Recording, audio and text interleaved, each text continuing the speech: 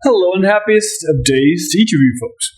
I hope you guys are having just an absolutely amazing day.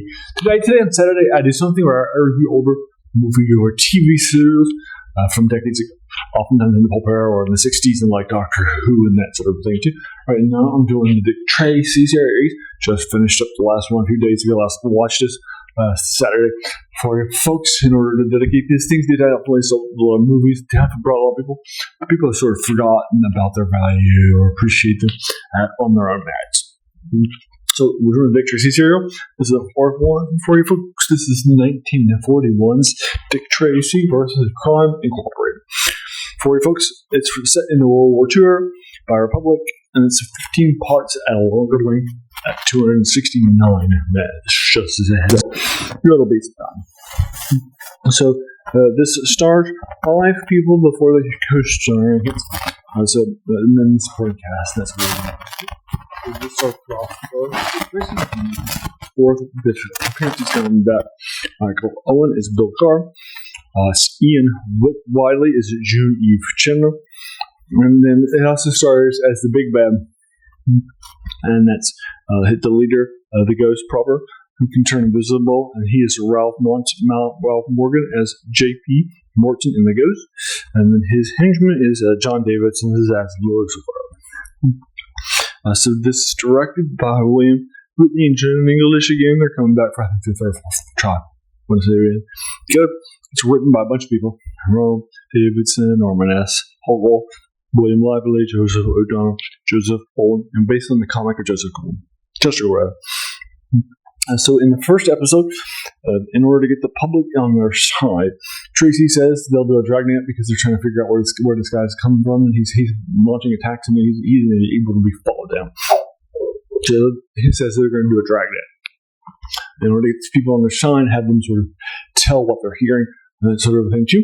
And then, but I think that I don't know that I would trust my cops more if they come doing a dragnet to my door every time I'm knocking it down, that sort of thing.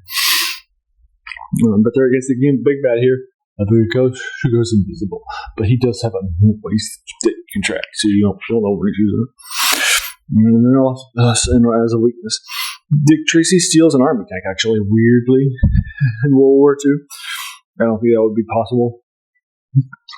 This seems a little pushing the boundaries of reality, and they reuse plot elements from previous Dick Tracy stories, and even some scenes, and that sort of thing too, just as a heads up. So the bad guys do dumb stuff here, and they don't oftentimes, and so they do some dumb things. Like, for example, if they have an axe next to an unconscious Tracy rather than slitting a throat, they'll cut a cord in order to slow him down or something like that. Right? They definitely do some dumb stuff here. And then they do have a one retcon serial, which I don't like typically. The last one had a few more. But basically, serial retcons are where at the end of the serial they get a cliffhanger in the next week, rather than sort of showing how additional information may have happened, like a car crash or a plane crash in the previous one has them diving out or jumping off the plane with a parachute on, that sort of thing, to adding information to it. What they'll do here is that they'll reshoot it and change it. What's that? There's one of those here. Less than the previous one, but still not great. So for redoing those things, for the retcon, for the longer, less well-paced stuff, I'm giving this a 7 out of 10. One better than last week, 6 out of 10, but still not the best to know ever for you folks. I was kind of hoping from the title that this might be a mafia-style super serial. It's not. Sorry about that. Incorporated actually never happens. It's just one person. They do say in the end where that title comes from after things have been wrapped up. I'm like, feels a little weird to have chosen that name. But there you are. That is Dick Tracy versus Crime Incorporated from 41, 7 out. So there you are. Have you seen it? Again, I'd like to tell you for free on YouTube, which is where I watched it last week. Let me know what your thoughts are, whatever your thoughts are. Happy to engage you with it. As a reminder, I'm not a trained movie critic. I didn't go to school. I don't make films for a living and all that stuff too, right? We're just a fan like you. So that means your opinion really is as valid as mine. This is something coming from a place of expertise, right? And there you are. Also, like I mentioned before, this stuff is very, very influential, but we sort of I forgot about. People would definitely go to the theaters because of these cliffhangers, and these serials definitely sold tons of tickets during this era. So, for example, instead of today, you would go to a movie that you chose, and then you would see some trailers ahead of time, oftentimes for very long trailers, and then sometimes pretty movie, and then see the film. And then you would go home. Here, back then, you would typically go for like a half a day or something like that, maybe 6 or 8 hours.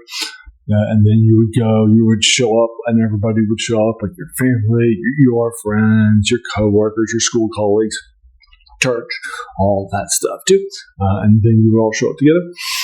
And then you would watch a double picture. You would still have a couple of shorts, sometimes short trailers here and there, but the big stuff because they're pretty pricey.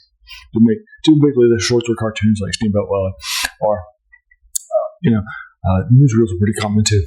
And then also you would have the A picture, and then you had a couple of shorts, then a serial. Then you would head to intermission, and then you would come back after intermission for like maybe 15 or 20 minutes, or maybe half an hour sometimes too.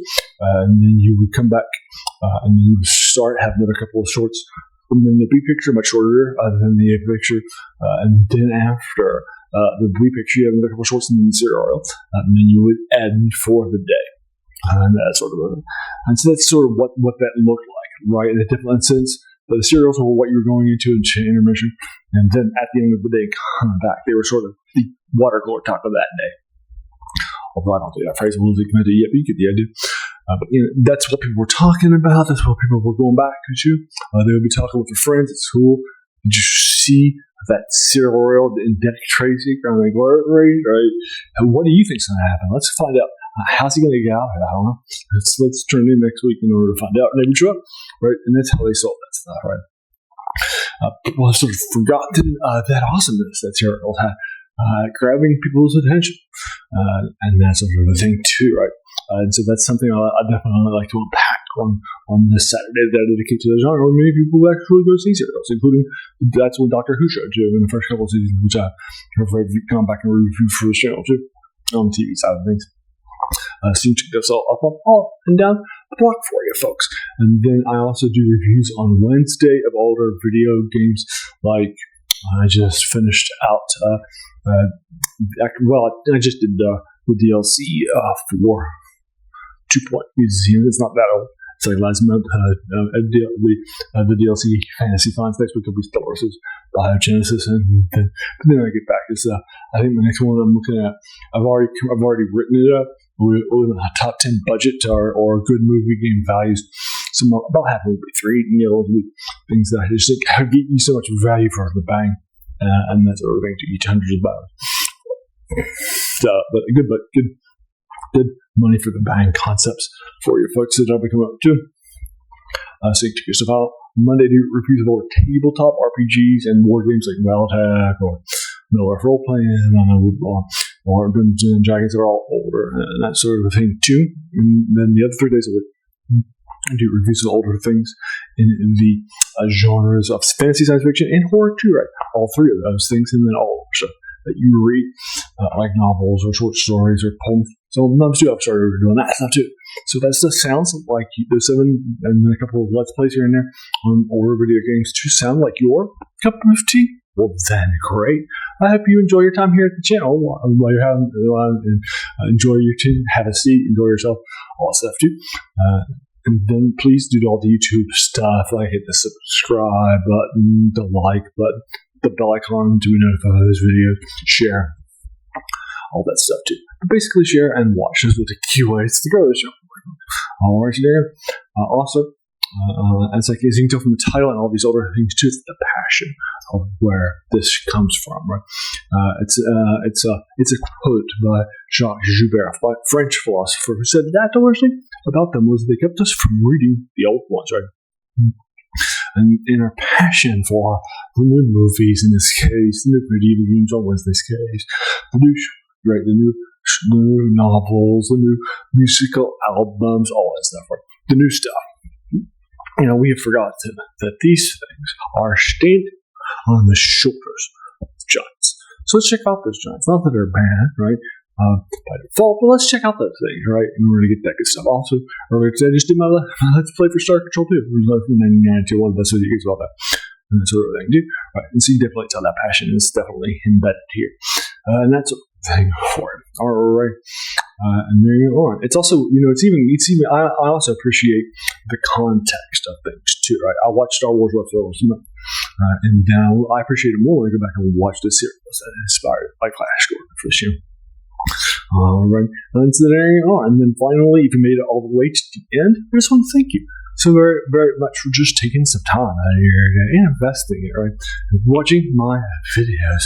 Because we all have so many things, right, that are happening in our lives. And we're pulled in so many different directions too, right? So in fact, you spent this time with me. That's incredibly humbling. And I appreciate that so very, very much. So thanks again and have an amazing day.